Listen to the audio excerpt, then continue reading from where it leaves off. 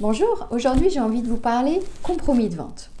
Alors, vous avez repéré un bien et vous l'achetez. Alors en général, et pas toujours, une condition suspensive ou plusieurs conditions suspensives peuvent être prévues dans le compromis de vente qui a été rédigé par votre notaire. Par exemple, conditions suspensives relatives au prêt, mais il peut y en avoir d'autres selon votre projet. Alors, qu'est-ce que cela signifie?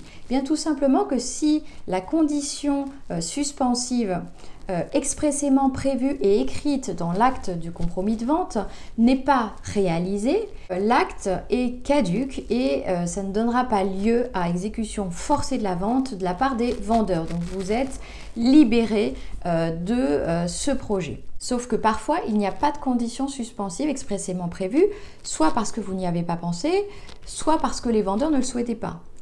Parfois aussi, il peut y avoir des conditions suspensives ambiguës. Alors, que se passe-t-il? Alors, imaginez, vous avez repéré votre prochain investissement et il y aura donc un gros projet de rénovation, de construction dessus.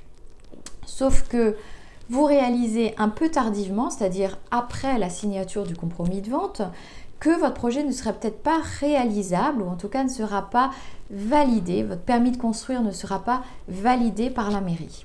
Pour autant, vous aviez vérifié aussi le PLU, mais ce n'est pas parce qu'on vérifie le PLU que ça garantit l'effectivité de la construction, parce qu'il n'y a pas que le PLU à prendre en compte. Et c'est justement la problématique que l'un de mes clients a rencontrée sur son dernier projet. Parce que en théorie, au vu du seul PLU, son projet paraissait réalisable, sauf que malgré cette apparence, eh bien, il risquait de se voir refuser son permis de construire au regard de l'existence de risques naturels sur le terrain.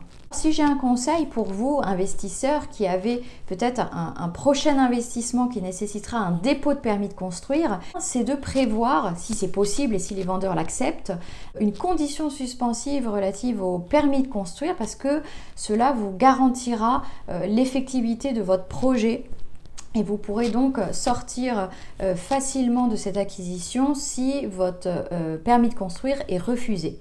Alors bien sûr, quand cette condition suspensive n'est pas expressément prévue, parfois on peut être inventif, cela fonctionne, mais c'est sûr que l'existence d'une telle clause vous garantira à 100%.